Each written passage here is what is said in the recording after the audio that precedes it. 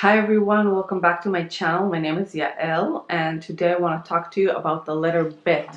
The letter Bet is the second letter of the Hebrew alphabet, and I want to explain what it means, how it is built, and what it means to have it in the beginning of your name. If your name starts with a Bet or a B, I'm going to cover some qualities that you might have and some life lessons and missions that are ingrained in this letter. And I'm going to cover also what 222 means and how it is connected to the letter Bet. If you didn't know this, this letter is the letter that starts the Bible. It starts with the word Bereshit, and it is very important for creation. Why is it so important? Let's find out. Let's start. So the Hebrew alphabet is made from 22 letters. And we refer it as 22 spiritual aspects that every human has in them. And what is interesting is that every person also has 22 chromosomes.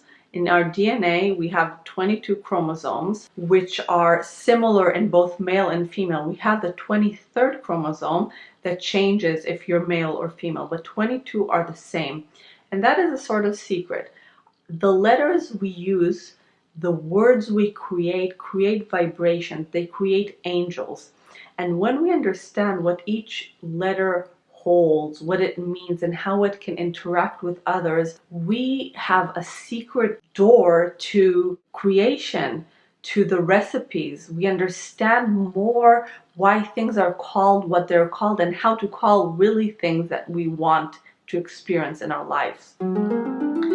So Bet is a very, very special letter because it holds the idea of creation. Why was it created with the letter Bet and the number 2 and not with Alef, which is the first letter in its one?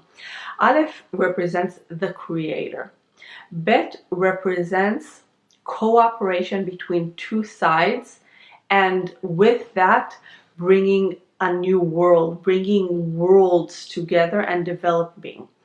So when the creator created this world, he created something in us humans that is different than him. He created in us the need to receive, or some sort of negativity that needs to fill up and grow. And through the dance between polarities, through the dance between male and female, through the dance between depression and happiness, we grow.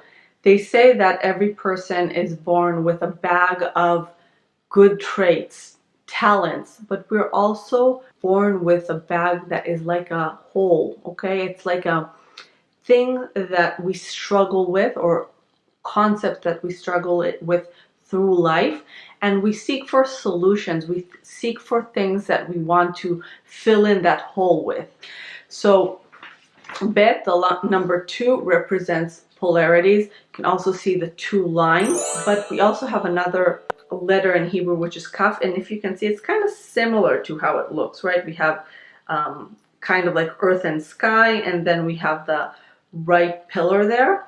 But Bet also has this little edge here, and that little edge refers to the letter that came before her, the letter Alef, and it says that it has a connection to the Lord. So when Bet it creates with the energy of God. And so in a way, people that were born with their name starting with Bet or B, they have that desire to bring people to unity. They have some place in them that is a peacemaker and that wants to teach people. A lot of great teachers were born with a name that starts with Bet, but also they know how to bring things that are very big and abstract and possibly divine to a very practical, easy to understand, down to earth teaching. And so they can be very good in executing things or having a mathematical brain, detail-oriented people, possibly finance, because they have this understanding of how to bring a very spiritual and big concept to practical ways. And they might in themselves struggle with different polarities. We all do. It doesn't matter if our name starts with B or a Bet, but specifically them, even though they love other people and they love to be of service, they might struggle with some egoistic or egocentric concepts that they need to heal inside of themselves and come into unity. But in general, if you were born with this letter in the beginning of your name, you're probably very friendly and care deeply about other people and give people a sense of home, give them a sense of being welcome. And that is another aspect of the letter Bet. The letter Bet is connected to a home, to a house. And if you see, the house is open, so different things can come into it. And in the same way that in English, if you have to write the letter F, you would write F, like EF, right? So in Hebrew, Bet is B-E-T, and it also means bite, which is home. So people that hold this character in the beginning of their name might like to work from home, might care a lot about their home, like to be at home.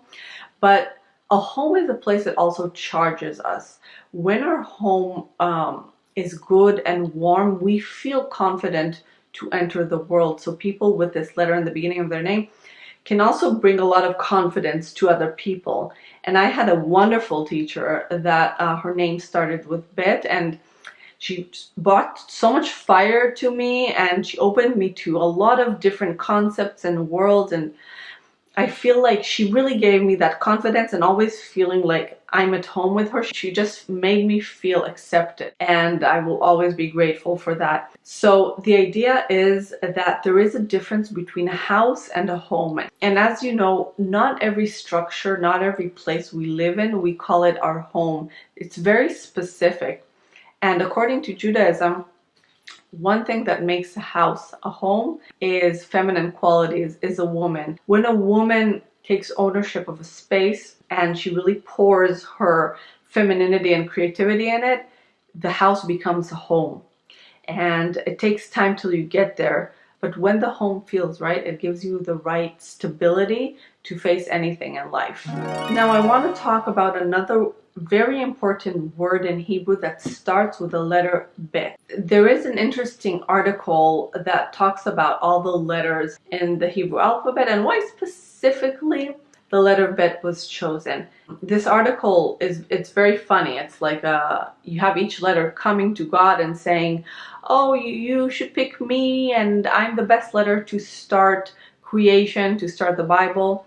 And in the end, he chose Bet. And one of the reasons, according to this article, that he chose Bet was because it brings blessings. And bracha, the word bracha, means blessings in Hebrew. Interestingly enough, both of these words starts with b. Okay, so something around this sound brings the blessing. In Hebrew, we take words and we get to the shoresh, to the root of these words. Every word has a root that it contains 3 letters or 2 letters. And with this root, we use gematria.